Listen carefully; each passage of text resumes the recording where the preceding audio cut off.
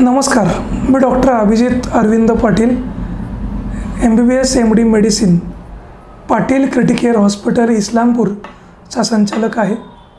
आमचे 20 बेडचे ICUने सुसज्ज असलेले हॉस्पिटल आहे. आज आपण हायपरटेन्शन समजावून घेणार आहोत. जागतिक हृदय दिनानिमित्त उच्च रक्तदाब म्हणजे काय आणि उच्च रक्तदाबाचा प्रतिबंध कसा करावा यावर आपण चर्चा करणार आहोत.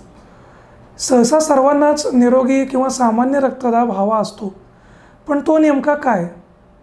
तर हृदयवाहिन्यामध्ये जेव्हा रक्त पाठवले जाते त्यावेळेला रक्तवाहिन्यांच्या भिंतीवर दाब निर्माण होतो, ह्यालाच रक्तदाब म्हणतात. सहसा निरोगी व्यक्तीमध्ये दिवसभर रक्तदाब वाढत असतो, कमी होत असतो. परंतु जर बराच काळ रक्तदाब जास्त राहिला आणि जर त्यावर उपचार केले गेले नाहीत तर आरोग्याच्या गंभीर समस्या निर्माण होतात. उच्च रक्तदाब सहसा कालांतराने निर्माण होतो. अनारोग्य जीवनशैलींमुळे हे घडू शकते. शारीरिक हालचाली न करणे, लठ्ठपणा, धूम्रपान, खूप जास्त मद्यसेवन, तंबाखू सेवन, ताणतणाव इत्यादी जोखीम घटकांच्यामुळे रक्तदाब होण्याची शक्यता वाढते. त्याचप्रकारे खूप जास्त मिठाचे सेवन, कौटुंबिक इतिहास, प्रक्रिया केलेले आणि अतिस्निग्धांशयुक्त पदार्थ खाण्यामुळे रक्तदाबाचे प्रमाण वाढू शकते. एवढंच नाही तर हायपरटेन्शनची कोणतीही ठळक लक्षणं नाहीत, म्हणूनच ह्याला मूक मारेकरी असंही म्हणतात. सायलेंट आजार आहेत हायपरटेन्शन आणि डायबिटीज. निरोगी किंवा सामान्य रक्तदाब हा 120-80 मिलीमीटर ऑफ मर्क्युरीपेक्षा कमी असावा. जर रक्तदाबाची पातळी 140-90 पेक्षा जास्त असेल तर त्या व्यक्तीला हायपरटेन्शन आहे असं आपण म्हणतो आणि अशा पेशंटला गंभीर आजारांचा धोका असू शकतो. तर निरोगी जीवनशैलीच्या दिशेने पावले उचलून आपण या धोक्याला प्रतिबंध करू शकतो. तर की धोरणं काय काय आहेत ते आपण पाहूया. पहिलं, नियमित व्यायाम आणि शारीरिक हालचाली.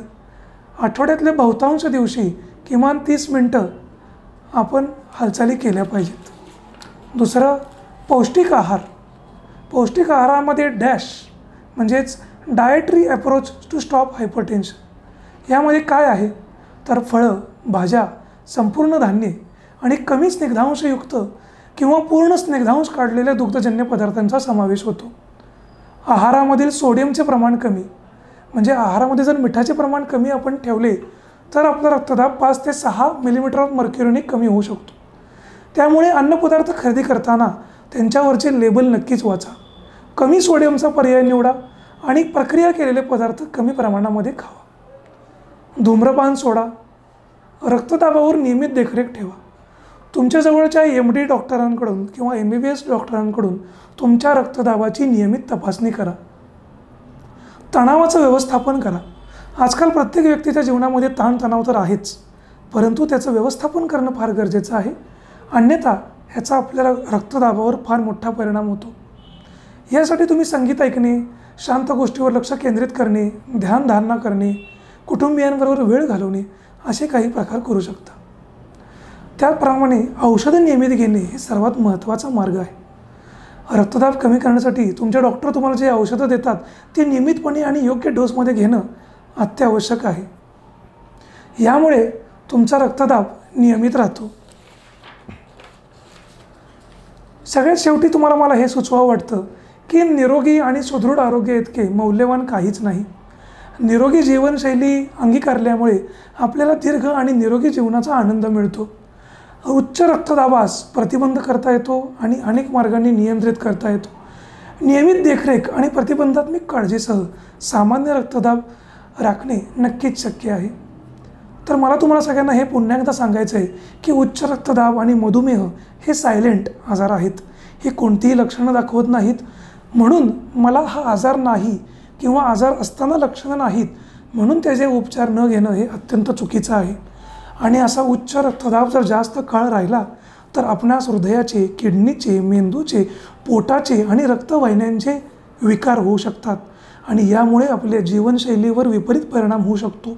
दवाखान्यामध्ये ॲडमिट होऊन महागडी औषधं घ्यावी लागू शकतात आणि आपल्या जीवनशैलीवर, आपल्या नियमित नोकरीवर, आपल्या व्यवसायावर परिणाम होऊ शकतो आणि आपल्यावर अवलंबून असलेल्या कुटुंबियांच्या जीवनशैलीवर फार मोठा परिणाम होतो. तरी मला तुम्हा सर्वांना हे सांगायचं आहे की आपण आपल्या रक्तदाबाची काळजी घेणं गरजेचं आहे. आपल्या डॉक्टरांशी नियमित संपर्क ठेवणं गरजेचं आहे आणि अशा प्रकारे आपण सर्वजण या उच्च रक्तदाबाच्या आजारावर नियंत्रण ठेवूया.